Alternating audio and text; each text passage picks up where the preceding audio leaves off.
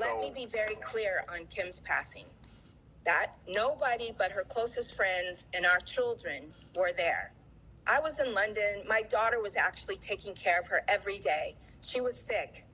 One of our best friends was there, and the week before, all of our closest friends were there, and one was flying back. I spoke to her 10 hours before. I spoke to her every day. I lived in that house. For someone to speak so reckless about something that we have as a friend group and as her family who lost her mother 4 years before, and we were all there, to speak so recklessly on stuff that you know nothing about. You saw that woman 2 months before for an hour. You were not friends. You did not have a discussion. Is wrong. Is wrong to her children, wrong to her family. Her father is still alive. Is wrong to us, her friends who have been there and were there. This lady that is talking in this video, Kim Porter's best friend, just went and gave some tea to TMZ, and this feels very much staged and planned and coordinated, if you know what I'm saying, okay? It feels very coordinated. Where has this friend been this whole time? Why is she doing this now? Can we all take an educated guess? Well, I'll Be Sure went, as you saw, on, I don't know what show it was, but it was one of the mainstream news shows. I'll Be Sure is there talking about his whole life with Kim Porter and the fact that they were married, the fact that Diddy took his girl, the fact that he was intimidated, and that he basically was told to stay away from his own child. I saw the interview, and it was mind-blowing to me that nobody believed this man for so many years. They discredited him many, many years ago. And he's been that way. He's been ostracized from his child's life. Quincy has been brainwashed, if you ask me. Quincy is one of those kids that, because he was put into a situation where his mother made sure he had everything, I'm pretty sure he was spoiled rotten, growing up with a billionaire for a stepfather. Of course he's not going to want to budge.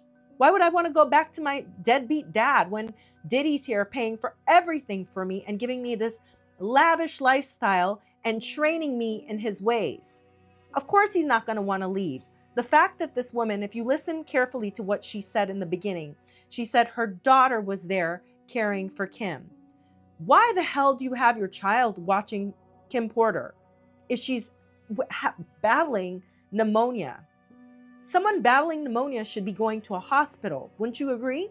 All these so-called friends were there, and Kim still died of pneumonia. A young, vibrant, mostly healthy woman dies of pneumonia.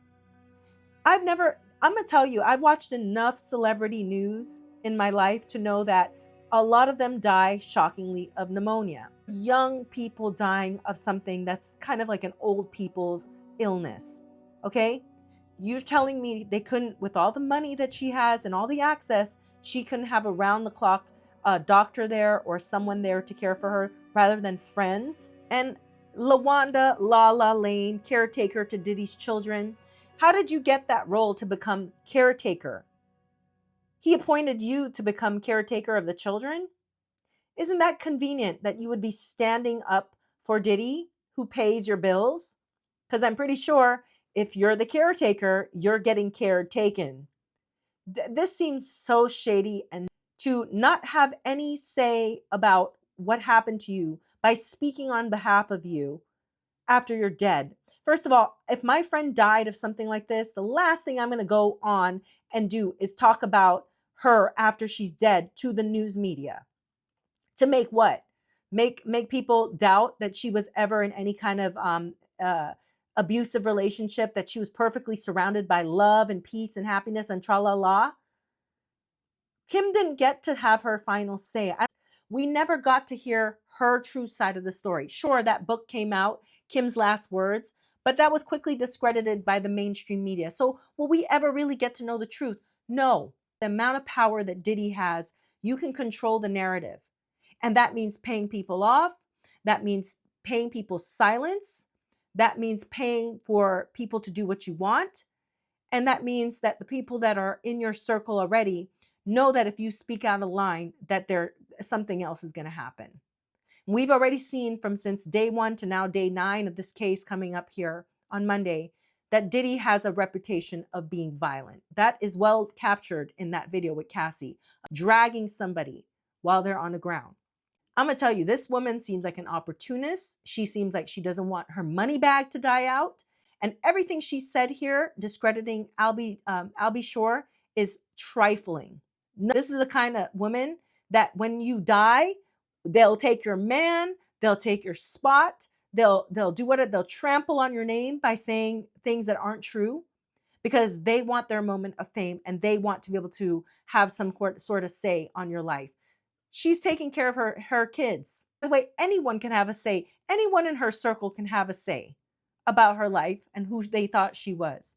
But that doesn't mean that they truly fully know the full truth.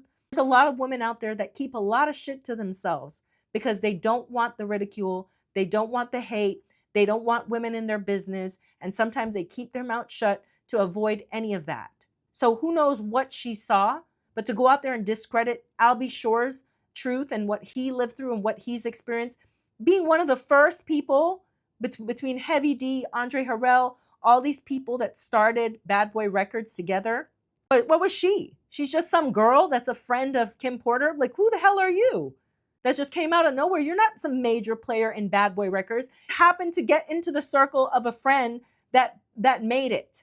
This is why you really got to watch the kind of people you hang out with, because a lot of them are leeches and they're just finding a way to take your spot. That's just my opinion, just straight off the back looking at this woman. What a trifling person.